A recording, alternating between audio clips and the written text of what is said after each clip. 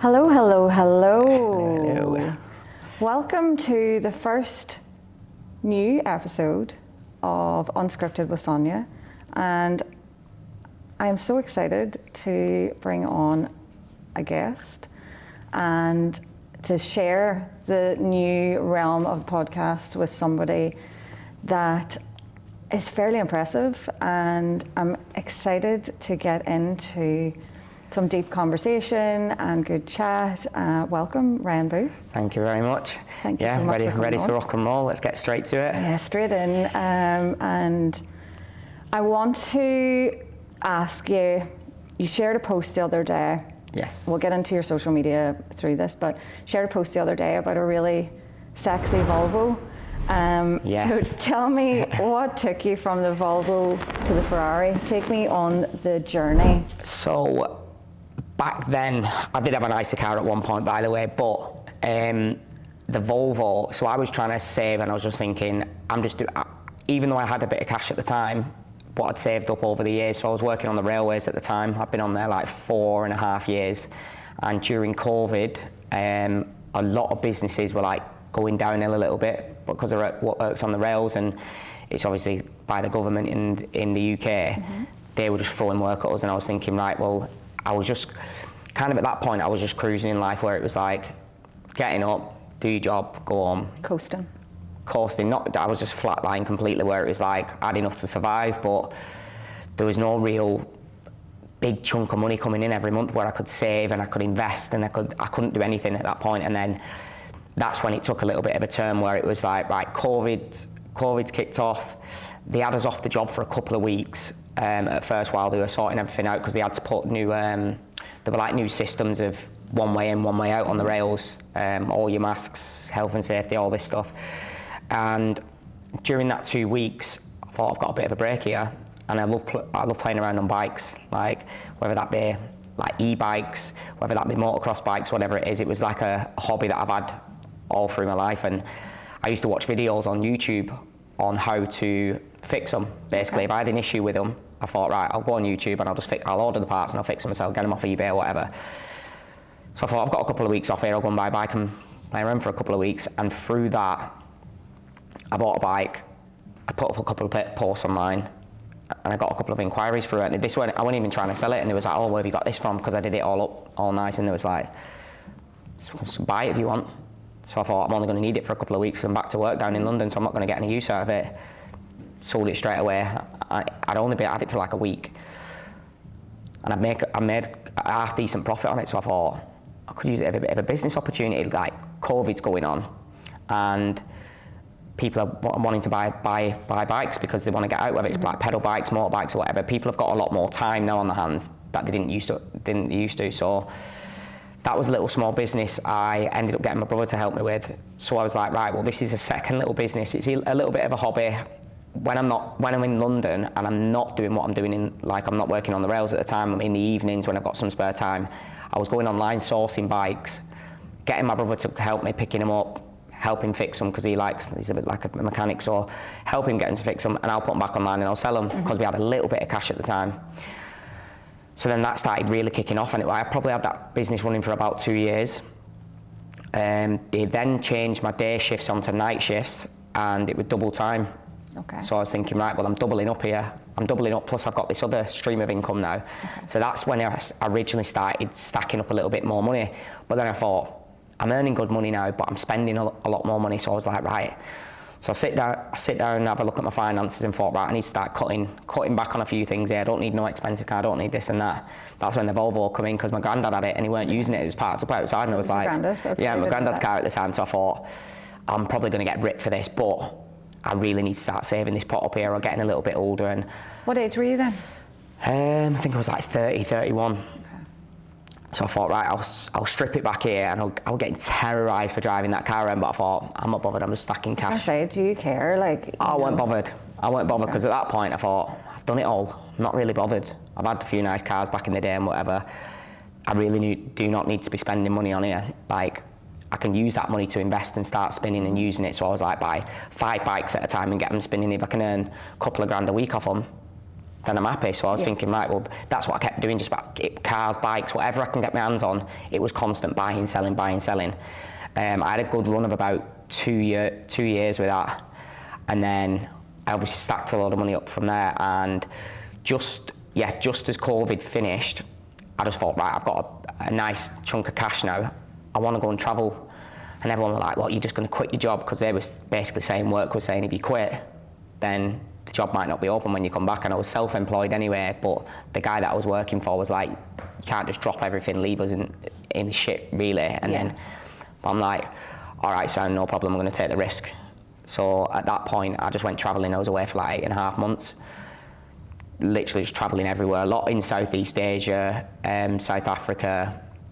Started working my way back from Europe, but I felt like I needed to go out and see the world and see what else were going on, see what opportunities are going on, see how other people are living, and it proper opened my eyes. That's when it was like, right, I've saved up enough to do something I've really wanted to do.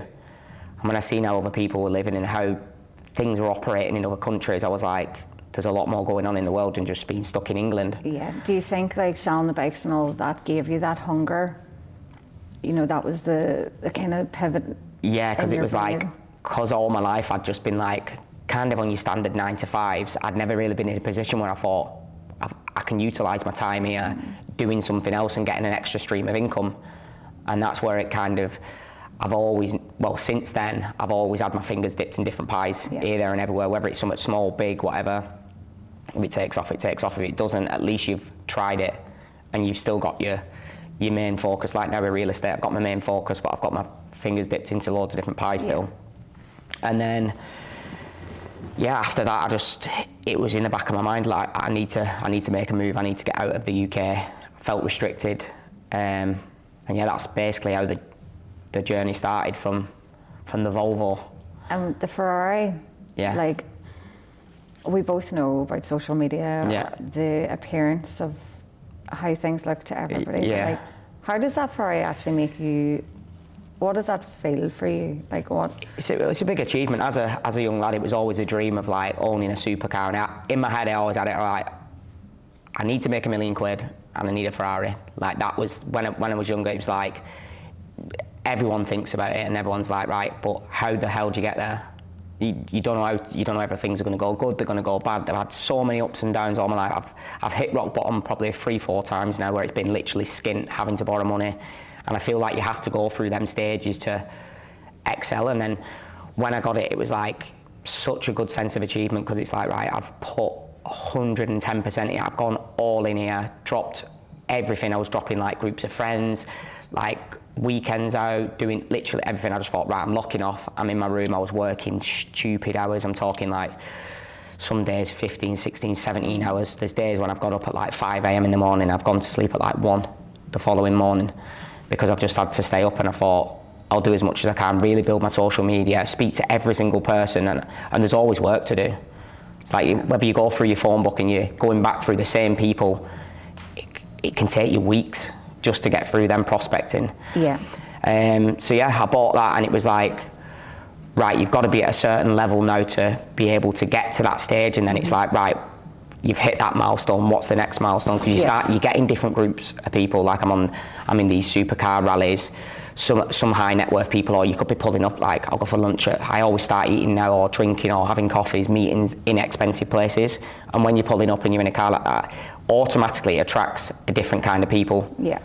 It will attract people who obviously they've not got the funds to go and buy one, but other people, you get into so many different conversations through having an asset like that, which is kind of the next step up of, right, you can start getting to targeting more high net worth people. They've got similar things. Mm-hmm. So you've got to sometimes you've got to have these type of things to be in them type of circles.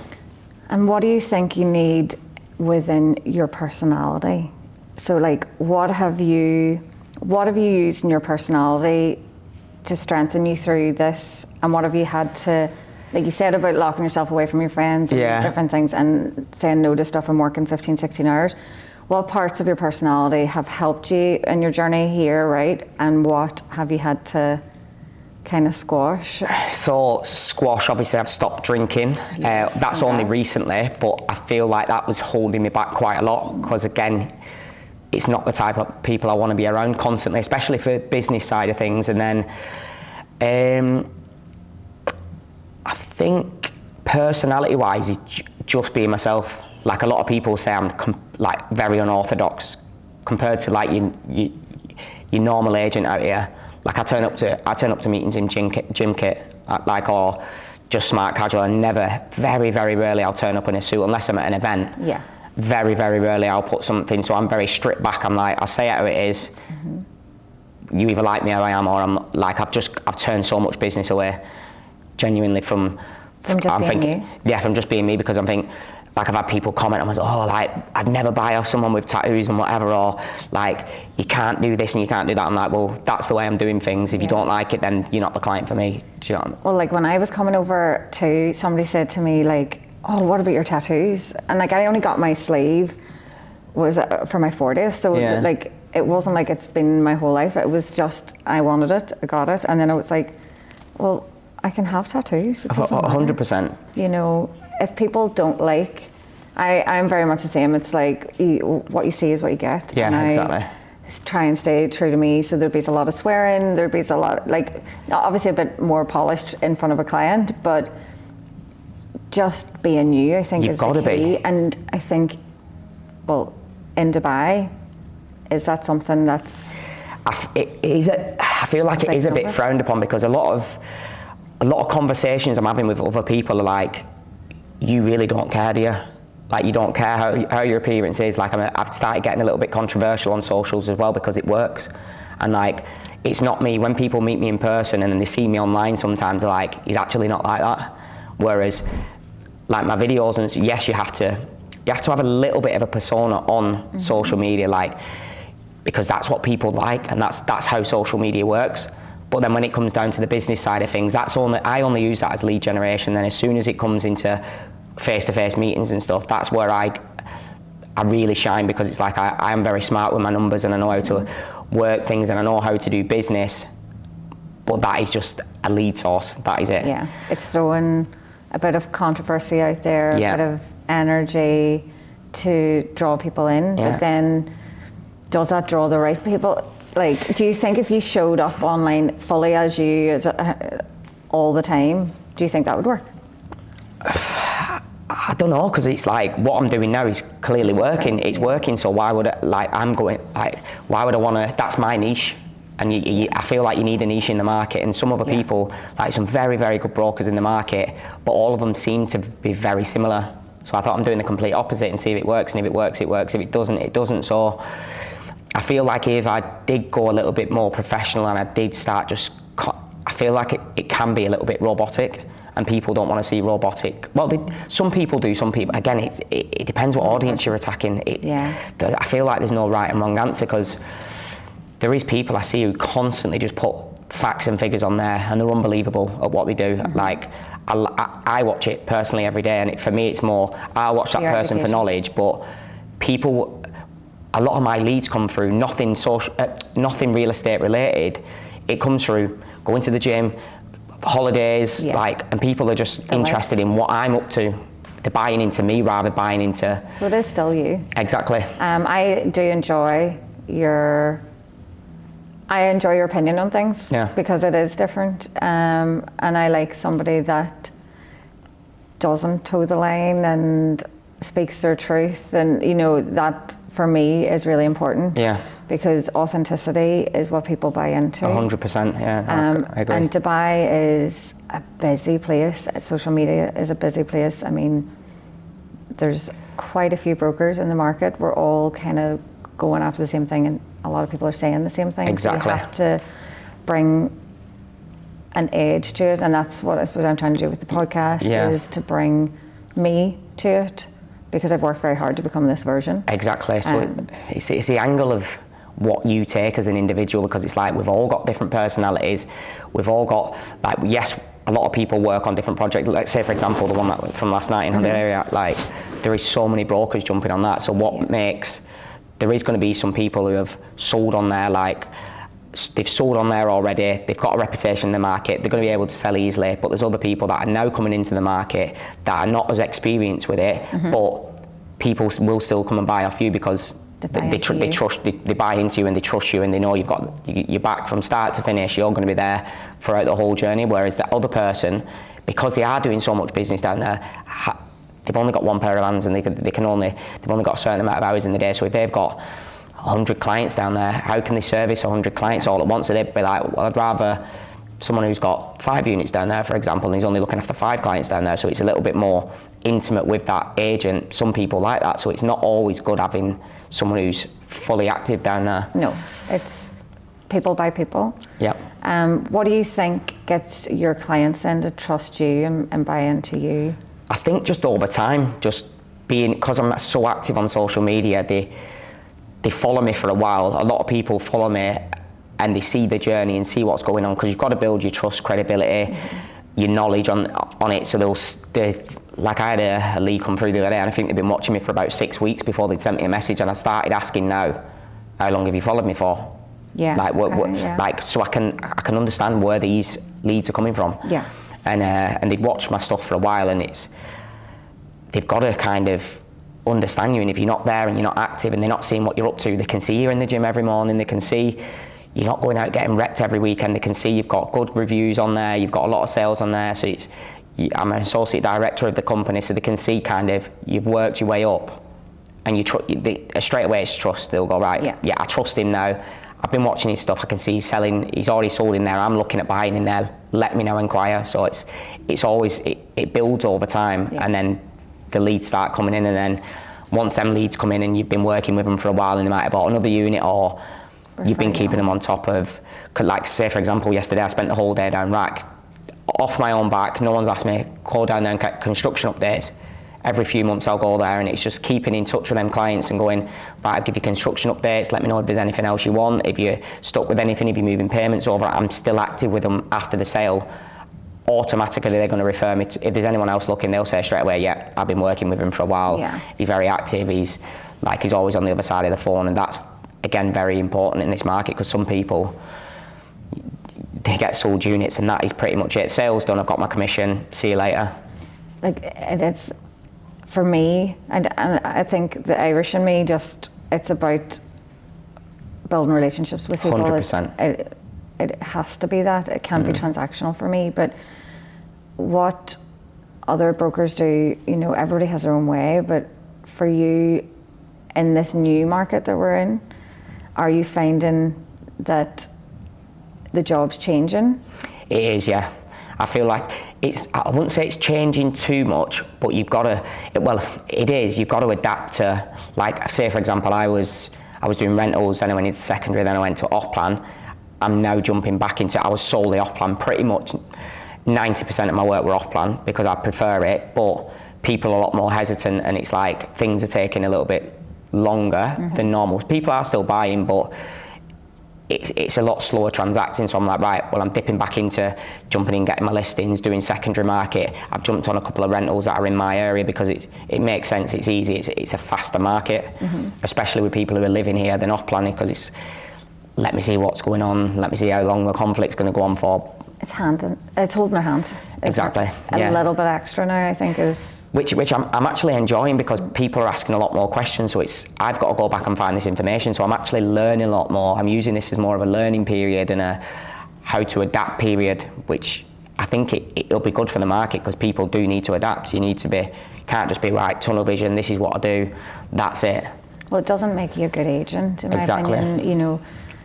The biggest skills, I think, in this job, coming from a completely different background as well, like as you weren't in real estate. I was on the tools. You were on the tools. Yeah. I was a chicken farmer. Again, it's completely different. Completely different. Yeah. Ran my own business teaching horse riding, again, completely different. But it's adaptability and resilience. And when you're in a job like you were before, you've already got that adaptability and resilience built in, because it's not, you weren't sitting in an office job. Exactly, it's very repetitive where when you're doing something different every single day, you're on a different site, literally every single day, the job is completely different. So it's like, right, one day I'm doing this, the next day I'm doing that. You're constantly running about, and it's like, just things like time management, and there's so many transferable skills from whatever career you've been in. Like my transferable skills, like I didn't even think about it, but all this buying and selling, it's exact same. It's a product. Yeah, doesn't matter. You're going online, you're finding the product, you're finding something on the market, you're buying it, and I'm putting my own hard-earned money in, so I'm actually believing in myself because my money's going into this business. Nothing's funded. My money, buy a product, get it back on the market, make it look better, sell it on for a profit. It's the same as real estate. Exactly the same. But I don't think you realise that until like you only figure out join the dots working backwards as we get older. Yeah.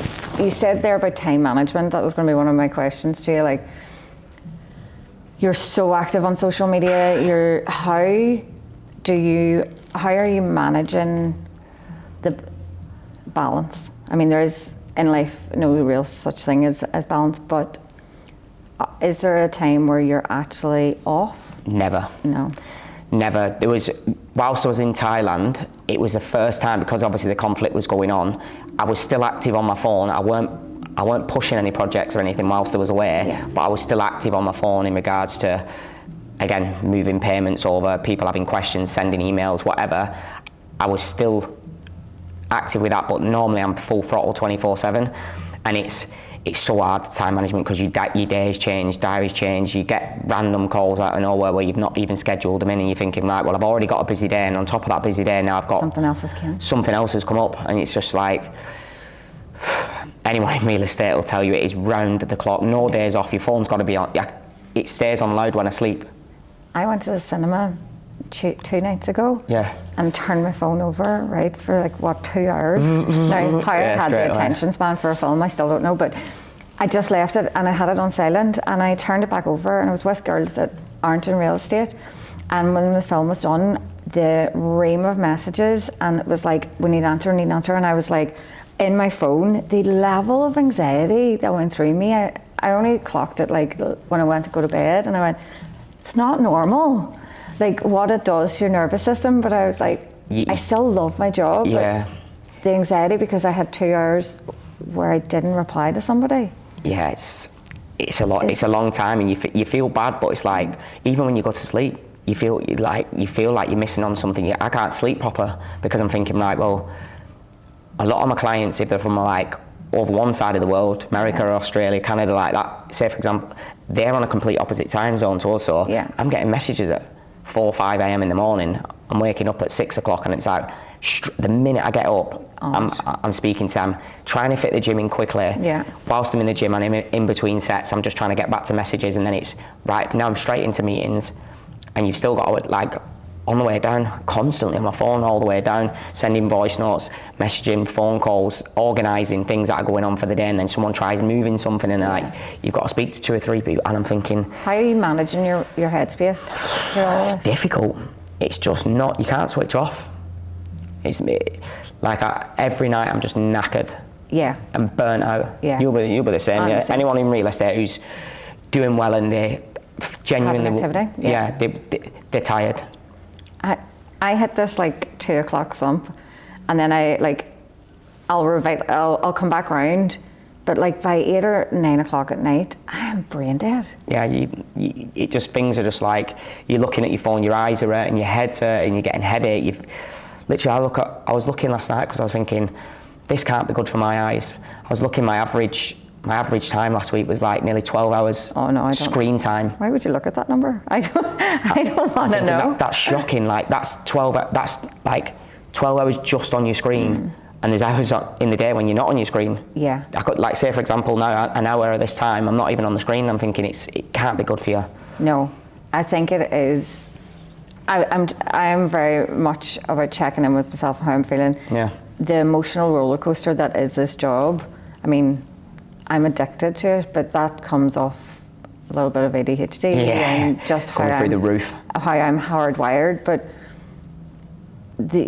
it's finding, I suppose, the tools to have some realm of a life, because we do live somewhere incredible. We're very lucky that we get to live here.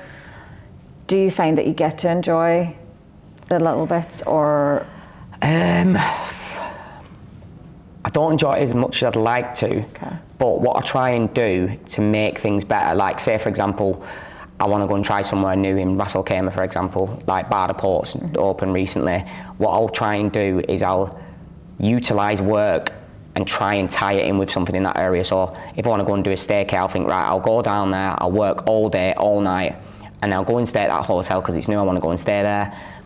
And I'll always be tying something into, right, I want to do that, but I'll do it when I go here. It's the little silver lining. Yeah, it's like, I'm not getting the full experience of what I want to do, because a lot of people will be like, all right, I'll go and take the weekend off down there. I'll go and spend the day at the beach club, I'll have a few drinks, I'll enjoy myself, I'll put my phone down, I'll be in the pool all day. And I just can't. My day would be, right, I'll have to miss the beach club. I'll go and work all day. I'll go out for dinner in the evening, and whilst I'm up at the pool the next day or something in the hotel, I'll be working. So I might be able to dip in and out to cool down, but that's about as far as it gets. How do you view that? Do you view that like as a sacrifice, or huge sacrifice? Yeah, because it's difficult. It's like, what do you want? Because for me, there's a fine line. Like, I've enjoyed myself. I've had loads of, over the years, been on loads of holidays, done lots of travelling, and I feel like there is a certain point in your life where you do need to sacrifice a lot to get in a position where, like, now I'm just saving and saving and saving. I've been working on things like, obviously my funnel systems, you'll see them when you message me. There's a lot of things now which I'm basically putting money into things that are going to save me time, and it'll work better in the long run, because it's like, I built my client base now. My social media is up and running. I've got social media managers, everything at the minute. There's a lot of systems in place now, but I just want to get all them fully turning, where it's like, right, every lead gen's coming in, I've got people picking up messages. Once that's to a certain stage and I've got my group of clients now, I can pull off a little bit, because I built that trust and I built that credit, and they were like, I'm away for a few days, mate, I'm not going to be on my phone. If you need anything, just let me know beforehand. And I can sit back then, because they trust me, they understand me, and they're like, yeah, well, he works hard, he deserves it, because everyone deserves a break. But for sure, it's when you get it in, because again, you feel guilty. Yeah, I feel so guilty. And you're in this now, what, 3 years? 3 years, yeah. That guilt ever, does it turn down at all, the volume of it, or is it, nah? It gets worse, if anything. It gets worse, honestly. Like, even last night, I was on my phone till the minute I went to sleep last night. I did not have a minute till I closed my eyes. From morning till night, I was constantly on my phone. Didn't have a break at all yesterday. Even when I was driving back from RAC, it was like, right, I'm driving back now, put it in cruise control, and I'm just sat on my phone trying to work it. It's like, can't even drive somewhere, or it's like, this is the next thing I'm thinking of getting a driver, because it's just, at least then you can work it. At least I can work whilst because if not, I'm just clicking on voice notes, right, read it, listen to it, send it on the way back. Can't even listen to music, can't watch TV. The attention span, that's what I find too. The Volvo didn't have cruise control, no. No. Definitely the exhaust were blowing on it. It had, I said it must have had about 250,000 miles on the clock. It was an absolute rust bucket, but it got me from A to B, and I thought, it's all right, weren't too bad on fuel. I'm happy driving that. What I love is that you didn't care that you were getting slated for it, and weren't bothered. And are you like that? Do you think that you have an energy in life where you've got that thick skin, you don't really give a shit what people think of you? I don't care what people think. Like, whether I'm up or I'm down, I've never cared. It's like, even now, I still go and do like, one of my mates were taking the piss actually the other day, and he was saying, there was this food place I went to, really cheap, it's in JVC, like all the locals eat, like all the workers and stuff go and eat there. I think for a mixed grill, it's like it's chicken and rice and whatever it is, it's like a $5 or something, and I can go and eat at all these fancy restaurants, and I still like going to this place because I'm thinking, the food's good. It's cheap, and I still eat there. And he messaged me the other day, laughing. He's like, you still go to that place? I was like, so you've got loads of cash now, you still got that, mate? I said, mate, I love it. And I still go there, and it's like, when I was in Thailand, I'm still going, a lot of the times I'll go and eat at the street food places, because I actually enjoy going doing it. So I'm not going to change just because, like, finances have changed. Whenever I get a minute, anything I see on my, if they've got an award, or they're doing well, or they've been promoted in work or anything, I'll always comment on there, because I think it's just nice. You just naturally, you just do it. But there's some people, and I'm thinking, like, just because you've not gone and done it, you don't need to be jealous or envious of other people or where they've got, because you don't understand the position where they've come from and where they've got to. Do you know? Nobody knows what sacrifice, blood, sweat, and tears have went into it. Staying on the theme of like the balance and all managing life, you are in a relationship. Yes. Were you in a relationship before you moved to Dubai, or did you meet your partner So when you were here? I was single when I came here. Okay. We'd met 5 years ago in Thailand. Okay. We actually moved here separately, and we didn't know on the same day. Get away. Yeah. We I've told this story a few times, but yeah, we moved there the same day. She was on a flight. Literally, I think she was just boarding. I'd just got to the airport, or she was sat on the plane or whatever. I can't remember now exactly. It's a very like rom-com movie here vibe. Yeah, she. We'd obviously followed each other. We'd not been in. We'd spoke back and forth a little bit, but it was a rash decision for me. It was like 2 weeks before I thought, right, I'm off. I'm going. I'd not spoke to her in that 2 week period when I decided I was going, and then she was like, one-way ticket to where? Because I put a post up, one-way ticket out of here. One-way ticket to where? And I was like, Dubai. She was like, no way, I'm on a flight. I'm moving there as well. I was like, no way. And then we just become best friends ever since. We used to hang around a lot together here, but I think we're both just focusing on our career. It was like, we'll see each other, go on dates with other people and whatever, but it was just like, so when you're so zoned into work, you're not, and realistic again, it's so hard. If someone's in another industry, it does not work. I'm trying to date, and God love them on the other side, because they're not brokers. So like I will disappear, and I don't. They'll never get it. Sometimes I mean to, but sometimes I don't. I just like, what's your WhatsApp like? Like mine is just pinging. Yeah. So people just drop. Yeah. Some days I go on and I'm not even joking. I can be busy, and I'm thinking, if it's something priority and I need to reply straight away, I'll reply straight away. If it's something like I'm just giving someone an answer back, I can give them a few hours and I know I'm already, so I think I can just leave it. Honestly, some days like 50 messages, but I need to get back to, and I'm thinking, right, well, it's going to take me an hour just to get through these messages, and then everyone replies and I'm going back through it again. I'm thinking, it's so difficult. But another thing I was trying to do was get someone to work on my phone at the back end, but again, I don't. It's how do you get someone to speak like you're speaking to? You can't just, especially with your clients, you can't not speak to them. You can't go, oh, just to let you know, now I'm too busy for you, I'm going to get someone else to speak to you. So it's, where'd you go? Because again, it's still managing them relationships. And if you've got, I must have about 80 different clients now where they bought, and I'm thinking, that's 80 people I've got to deal with, and then I've got to deal with new people. It's a lot of stuff to manage. So it still has to be you, same as you in the relationship. Like, she's a broker as well, so at least she does understand that she's living the same life. But how do you like, getting into a relationship here, I think in Dubai is definitely challenging, because it's fast paced. And it's a bit transactional, and it's hard to see something real, but I suppose you already knew each other. And you had that. So we've already done like the hard work of knowing each other, we go out for food, we go out for a walk, we go out nights out together, we do like brunches, whatever it may be. We've always been in each other's company, so she knows me inside out, I know her inside out. So it just like fell into it, just worked. Do you know what I mean? It's like we're both doing similar. We do similar things anyway. We know we do similar things, but you didn't really want to. Like sometimes when you've got a friendship, like you don't want to step over the line with a friendship as well and ruin a friendship over. But it's like we're literally doing the same thing. We travel to the same places, but we've been doing that separately. Before we was together, so it was like, it's not, you can't put something on, you can't just go, well, she's travelled there, I'm going to travel there to try and make me be the same. So, and again, if we need to cancel, like, we've cancelled loads of things before, which like, I've got a call tonight, we're going to have to cancel this dinner, we're going to have to... Does that land well? Like, because, okay, and this is coming from a female, right? She's in the industry, she gets it. But as women, sometimes we can be a bit emotional. She's really good. She gets it. Like, and it's a lot of the time it can be her. It's like if she gets a random call and she could be cancelling on. It's like, but we've made plans together, and it's like she'll just go, I've got something on tonight at 8 o'clock. I've got to do calls, so we'll just push it.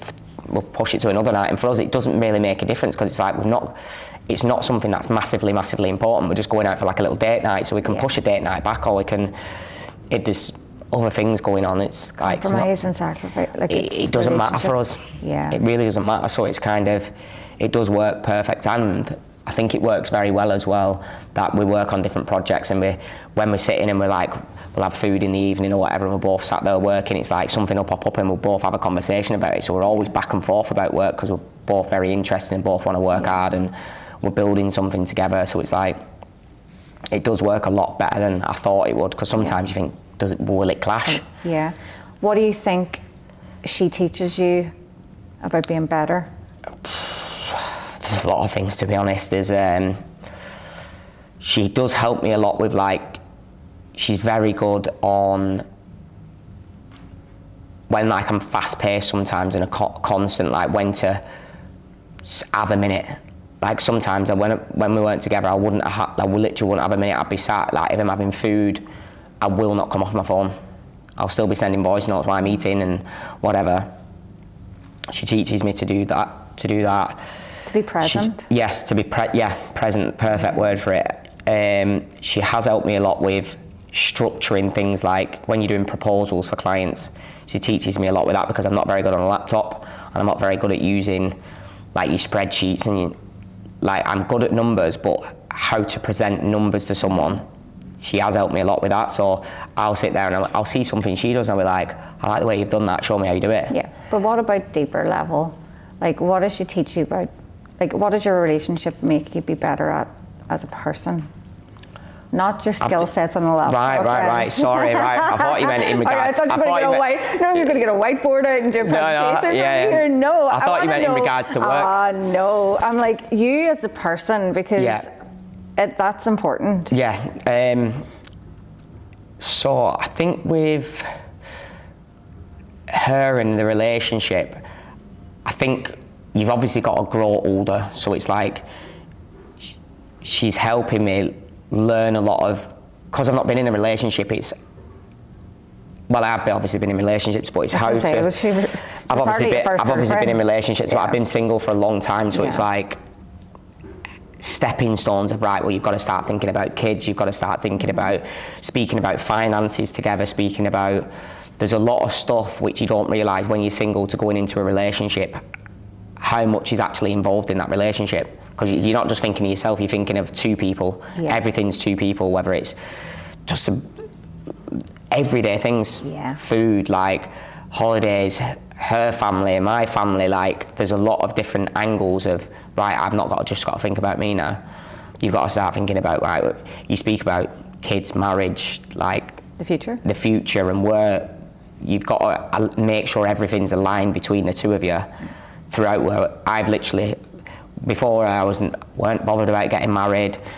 Kids I would have liked, but it wasn't like on the top. First for me, it was always like career, and that's it, me. But now it's taught me a lot of, right, how do I stop thinking about myself so much?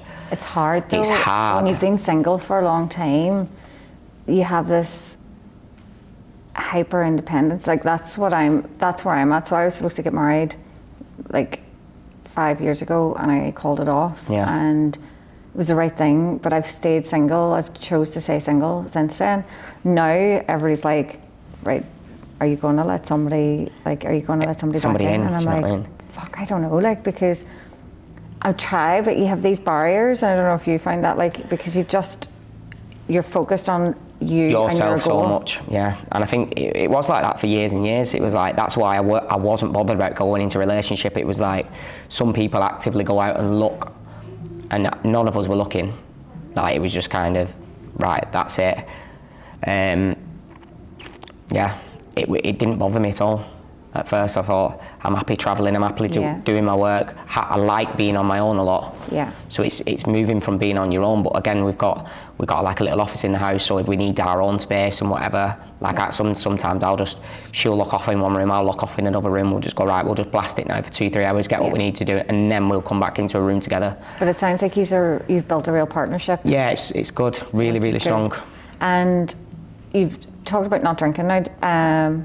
I want to dive into that. Yeah, I used to go for God knows how many years, since probably the age of 14, 15, it's just been constant hammering it, partying, weekends up, stupidly late nights, playing up, loads of issues, like even when I've been younger, fighting, like alcohol, drugs, the lot, because you do it when you're younger. Everyone does it when you're younger, and it's how do you switch from doing what you used to do, and it's like you grow up, you get older, and it's like your mindset completely changes, because it's like I mentioned before, you start thinking of kids and whatever. It's like getting it's like stepping stones, right? Take that off, take that off, take that off, take that off, and it was one of the things that I've been thinking about for a while.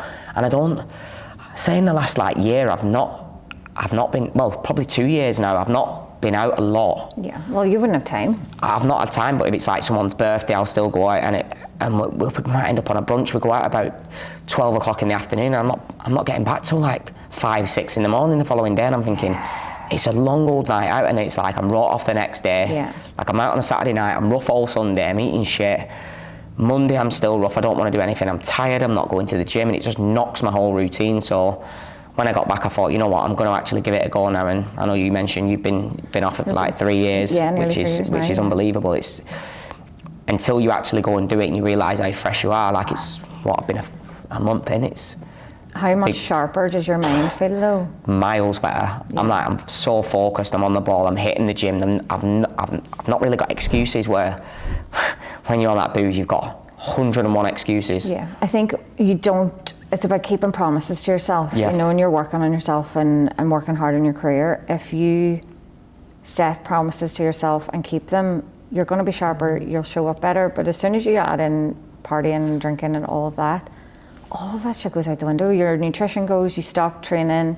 It's like this self-care slide that you just go down at high speed. It's like self-destruction mode. Yeah. That's how I feel like it is. Like the way I'm actually looking at it now, and people are like, oh, he's preaching, he used to go out and do it. And I'm saying I used to go out, and I do enjoy it, but when I actually look at where I am in my life now, what do I need to go and do it for? It serves me nothing. Yeah. Especially over here, spend an absolute fortune. I genuinely don't like hangovers. I can't think of anything worse. Yeah. So it's like, right, well, let me cut back on that, see how it goes, and then hopefully the next step will start coming, because it's milestones. If you say stepping stones, it's the next thing, and like for me, back obviously Ireland, like we're professionals, like in the drinking, and I got a lot of backlash. You know, it was a lot of people's opinions again. But say what you want. Do you know what I mean? Like everyone does it. Yeah. So it's just when do you switch off from it, or when do you start calming down with it? Or people do it different ways. Some people are like, oh, I'll only ever. A lot of my friends now, like especially when we're older, they're like, I'm only going out for someone's birthday, or I'm only going out if it's a stag do. I'm only doing it if I'm on holiday, but a lot of people still just want to go to the pub. They enjoy it. They want to go to the pub at the weekend, which is fair enough if that's what you enjoy doing. You know, you go and do it. And if you can do it, I just didn't have the off switch. I couldn't do Dubai as somebody that drank. One or two drinks. No, what's that? Yeah. Like, I mean, there was nights that there was that, but it wasn't in me, and I think I should have stopped when I started. But I was delighted to see. I love seeing somebody else step into it, because I know how much better it makes everything. Like I don't miss it at all. Exactly. I've not missed it one bit. Yeah. Like not one bit. And I've been in social circles now where every single other person in that group is drinking and I'm not, and I'm thinking, God, is that how I used to when they're falling all over the place? And I'm thinking, stepping back now and looking at it, that's how I've been. I've been that person. Yeah. And it's like, no offence to you lot, but I don't want to be that person anymore. I think it is just getting that bit older, and you just outgrow things. You know, everything's a season, and with that, this season of your life in real estate, and you're obviously doing other bits. Like, what does success look like to you in this season? You know, is it always going to be real estate? What's your vision? So my vision, I love real estate. I love doing it, but there's going to be a point you can't do it forever. You'll burn yourself out. So me, like, I always want to be in and around the space. I invest over here, so it's like my long-term goal is like have systems in place. I don't know. I obviously need residual from certain angles where I don't know what it is yet, but I'm working on a few things where I'm thinking this could take off, that could take off in the background of what I'm already doing, because even now if I do it for the next, say, 5 years, 10 years, 15 years, whatever it is, there's going to be a point where you want to retire and you need that constant residual. We haven't got pension pots out here, so it's like, right, my long-term goal is, right, if I can get, say, 10 assets behind me, I've paid them off, I've remortgaged them, I've got income coming from the rent on them, that's one stream of income, and then if I've got a couple of other little streams of income, that's me, I can sit off. But if I've still got clients who I've been dealing with all them years, my bigger clients, and I've got a handful, 5, 10 maximum, let's say 5 or 10 clients, and I can take the foot off the gas then. I've done all the hard work, the trust is there, and we're just back and forth, and even if it's every, like, they bought something in 2 or 3 years later or whatever, it's just, for me, that person knows they can ring me. I've dealt with these things for years and years and years, and I'm their go-to broker, and that's it. That's where I want to get to. Do you think, were you always like that with, relationship building and trust, like back in the UK? Yeah. Were people and relationships a big thing for you? Huge. That's where I think where I've got all my business from, because I'm so good at building relationships. I'm like, a lot of my relationships from years and years ago, you can have good and bad relationships with people, like really good, and I've got good relationships with 99% of the people I know. There's obviously going to be people who I don't like them and they don't like me for whatever reason. That's life, so. It's life, you're not going to like everyone, not everyone's going to like it, is what it is. Them people over the years that I've met, let's say for example travelling, I've met them on an organic level, we've been connected, we've spoke over the years, nothing to do with sales, nothing to do with anything else, and they're the people that are referring me now. I know this guy, I've known him for the last 5 years, whatever, we've met up on holiday or we've met doing whatever, we might have met up for coffees or whatever over the years, and I've just relationship built over the years, and that's how my business has just gone from 0 to right up because of that over the years. And you don't realise how much you actually have built over the years, and that reputation and the trust over. I would never do anyone wrong. I'd never go and steal off someone, or I'd never go behind someone's back and snake them or anything like that. So over the years that does compound, and it's like, you can't just trust someone overnight, click your fingers, right, yeah, I trust him. No, it doesn't takes work. Time. Yeah. And do you think you're the same person? Like, have you remained the same, or have you just grown up a little? I've grown up a lot. Dubai hasn't changed you then? It's not changed me as a person, no, but I have grown up a lot since I've been here, because it's like, you're on your own 2 feet over here, no family here. Friendship groups, you flip and change when you first get here as well, so you've nothing solid. It's not like home where you've known someone forever and you can literally walk into the family home with them, and it's not like that. It's completely different. So it's like everything is on your own here. You've got no one to turn to. So it's like, do you trust that person? Because it's like, even your friendship groups, do you trust that person? Would they go behind your back? You don't know, because you don't know them until they do something good or bad where you can start trusting them. It's like, you don't know where you're at with them. So again, that takes a while when you first get here to understand people and the circles you want to be in. And again, when I said before, I had to sacrifice like a lot of people after my first 6 months of being here, because it was like I was going on a downward spiral. Like, what was that version of you in that first 6 months like? Oh, terrible, going out partying, getting sacked from companies for playing up. It was just a wee rebel. Yeah, I was at Allsop. I got sacked from there for drinking, sacked from White and Call, that were for fighting.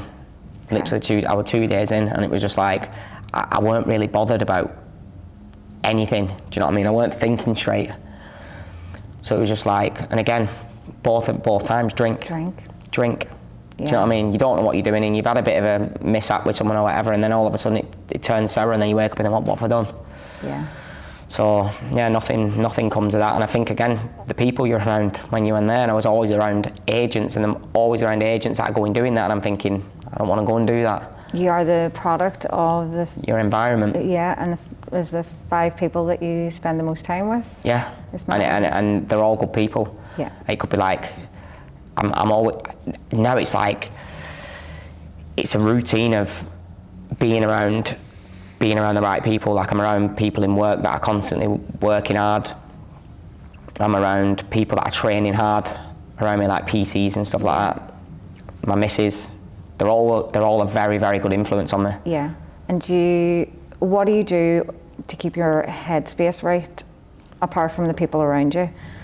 Like, what are you, apart from looking at properties and projects, like what? Just keeping busy. I think it's just routine, making sure. Structure. Structure and routine, making sure I've got everything in. So it's like my routine obviously does change, but it is pretty similar every day. So it's making sure I prospect all the time, making sure I'm keeping on top of everything I'm doing. A creature of habit. I'm a creature of habit. My diary's always on point.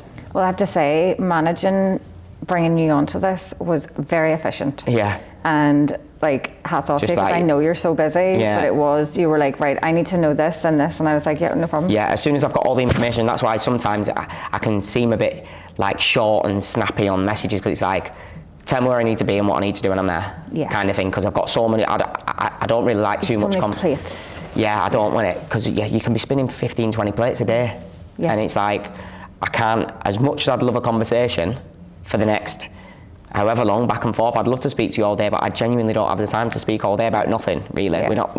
We just, that's what we're organising, that's what we both need to do that day. Yeah. But it's to the point. Yeah, no, and I think, understand it. I think the biggest thing for me coming to Dubai, and I think you're probably the same, is that understanding who you are. Yeah. And I think what I see across the board in the industry is that people don't know who they are, or they don't know why they've came. And I think knowing your why and knowing who you are the two key things to success. A lot of people try and people please here, and I'm like, you don't need to people please anyone. If you're busy, tell them you're busy. Like I turn down so much stuff. Like people are messaging me constantly, and I'll just shut it down straight away and say I'm too busy. Or the one that's been annoying me lately is sales reps, like developers, mithering me, and like they're asking for my time, and like, right, we'll come down here. Will you tell me what time you're free and stuff? And I'm like, it doesn't just like, I've got a million other things that I need to do than you trying to pitch me a project when you won't. I've just asked you to send me some information over so I can have a read through it, review the numbers, review the area, review everything. I can sit on it doesn't take me long to sit on my phone, have an overview, check the price per square foot, have a quick look online, see what's coming in at, and make a decision. Yes, if I want to come down and have a meeting, or no, where I don't. They're going straight into a sales pitch, asking me a million and one questions, and I'm like, I've asked you for something. If that's all you can do is sales pitch me, I'm not interested. Yeah. Like I don't need to speak to you. Like, and they're going on with themselves, and I'm thinking, you've clearly got too much time on your hands. It's just different when you have to manage you in the whole realm of this, and try and continue to build your business, have a relationship, have a bit of a life. Million and one things. Your time's money. Yeah, exactly. So I am really grateful that, like, when I asked you to be on this, you were like, yeah, straight away. Again, it's productive. Do you know what I mean? It's a podcast. We've both got different networks. We're both like people. Again, it's building. You're tapped into my audience. I'm tapped into your audience. People want to see different things, like. And it's not all about business all the time. It could be, you could have a conversation with someone and just start following you, and it could be about literally anything. Your personal life.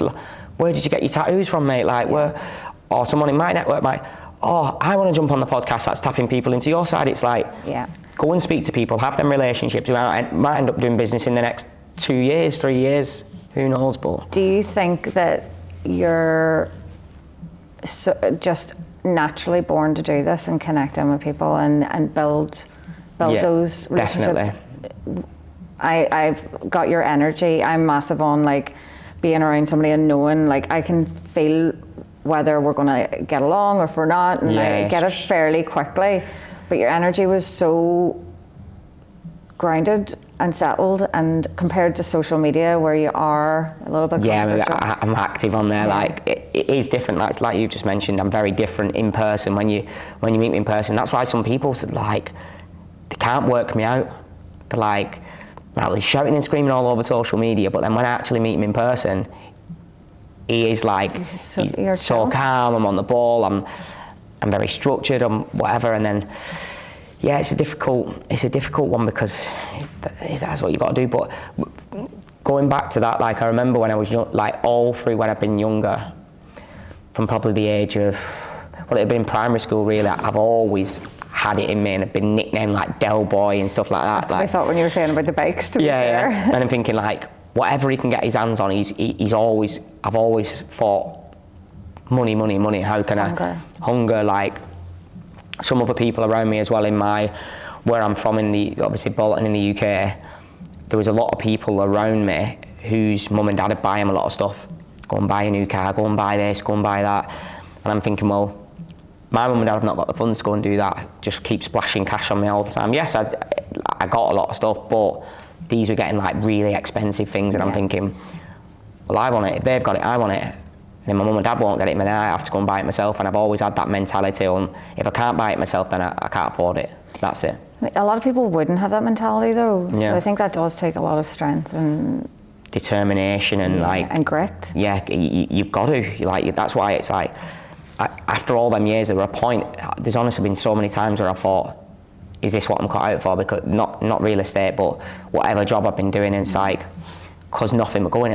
I've literally started working at the age of 14, and I've worked, and it's only just started kicking off at 30. Well, probably when I was like 32 was when money started actually coming in. I'm thinking, I deserve it, because I put graft in from all them years, and I've had nothing out of it. You haven't had anything handed to you?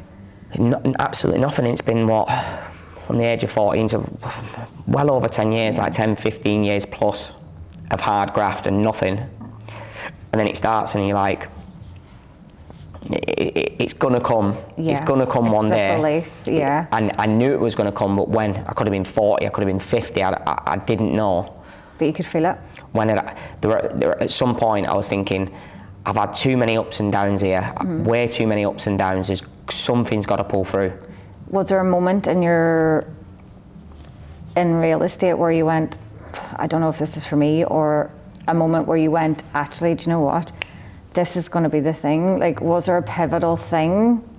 Kind of, yeah. So it was when I moved to Ty's place, and it was literally off chance. I seen him on socials, and I thought, yeah, I quite like his stuff. He's a bit controversial. He's a bit cocky. Like I get a bit of a cocky attitude sometimes, but that's just my personality.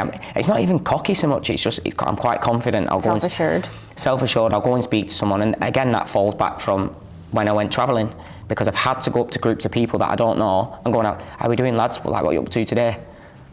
It's like, it's not sales, but you're face to face constantly with different people. Some people like you, some people don't. You've got to give a good impression straight away to these people. You go and spending the day with them, and then again it falls back into going up to them, having the conversation, going on a day out with them. You build another relationship. You're connected in, they're in your social media or whatever. And for the first 6 months, I hated it. I absolutely hated it. And I thought, this job ain't for me. And I even said, when I actually spoke to Ty, it wasn't about real estate, it was for a recruitment job. I said to him, he didn't have any recruitment roles, but I just said to him, look, I'm not doing that real estate, but I would do recruitment for real estate. Have you got any vacancies? And he's like, he didn't even mention about what job roles are open or whatever. I met him in person, I sat down with him, we had a really long conversation, spoke about kind of my past, his past, what he's been up to, what's gone wrong in the other companies and whatever. And I thought, I like him, I get on with him. Me and him we get on so well. And at the other companies, I didn't fit in there because of my personality. Like, I'm a bit, when I'm being told what I can and can't do, like, I've always worked under my own, I was self-employed, so I've worked under my time. Yeah. I'm independent, I'm working on my times. I was always on like job and knock, so it's like, if you want to work faster and you want to work around the clock, that's what you get paid for, and if you can do it in a quicker time, you're getting paid more really, in effect, and you've got more time to go and do something else. So I was always working like, right, I can get things done as soon as possible. That first 6 months I didn't like the rental game, running around like a blue ass fly, being told what I can and can't wear, like, you need to come in, you've got to have a suit on, you've got to have a shirt on, you've got 40 degree heat. Like, but it's because someone's in my head telling me that I wanted to do the opposite.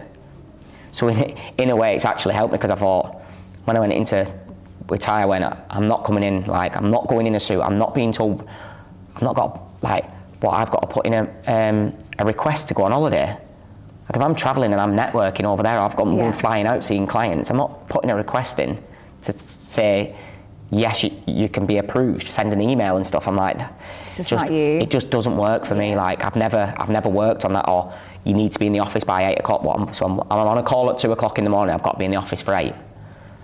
It just doesn't add up. So yeah, I went the complete opposite and just said, this is how I'm going to work.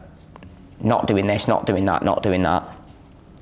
Leave me to it. If it doesn't work, then I'll go on your terms, and that's how it's always been. I mean, showing up as yourself. Yeah. That's, I think, the key message that I'm taking from this is that that's what's worked for you. You have to be. You have to be, and you can't have.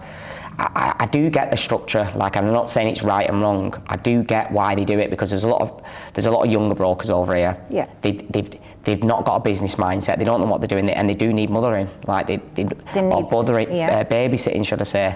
And it's like you're over the top of them all the time. They need a manager down the neck, making sure, because they mess around, and you think they'll go on, they will be out every weekend, and they will put the laptop or the phone down at 5 o'clock, and it's like clock in, clock out, and that's how some people, or that's how they like to start the journey and stuff. Yeah. But there is the small amount of people that do come in, and they do need to be left alone. Yeah. But it's like that's the rules of the company, and if that's what they're being told to do, they can't really see past it. And I get why they do it, but that's why I said it's not the right fit for me. Yeah. So going to Ty's place, you think that was a turning point for sure, because it was like because I'd kind of gone in with these terms of this is how I want to do things. I'm not like, you can't just go in there and not have anything to show for it. It's like, prove yourself then. I was like, all right, so I had to go and prove myself there. So it was like, right, well, I've been given a target now, and if I don't hit that target, I'm now at, so let me prove myself to you. And then that's kind of right. So it was like a bit of a lifeline from him, really, that you can go and do what you want, and if it works, it works. If it doesn't, then it's got to go back on my terms, which is like fair. Do you know what I mean? Nothing. I love a challenge, like a yeah, it's when it's someone puts it in front of you. Yeah, I'm like, right. Do you know what I mean? Grit, stubbornness. You know, I think coming from a job where you've had to graft, I think is massive. Yeah. You know, it changes who you are and how you show up in this. All the success and everything that you've gained, like, are you always thinking what's next? Yeah, always. Even now, it's like I've hit all these milestones that I've dreamt of, and now it's not good enough. I'm thinking that I'm in more than a comfortable position. Yeah. And I'm just thinking, right, well, I need to go to the next stage, right? You can put like £1 million on the board. What's next? I need to make next year. It's 2 mil, 5 mil, 10 mil. Do you know what I mean? I just want to keep hitting higher and higher. I think it's so important to have that drive and ambition, and I have loved getting to have you on as my first guest. Thank you. And I appreciate it. I can't wait to see what is next to come, and I'll keep tuning in for the rants and definitely. stuff. We can do another one this time next year and see year to year. It'll be good. Thank you. Well, yeah, I really appreciate it. Thanks for having me on. It's been a pleasure. Thank you so cheers. much.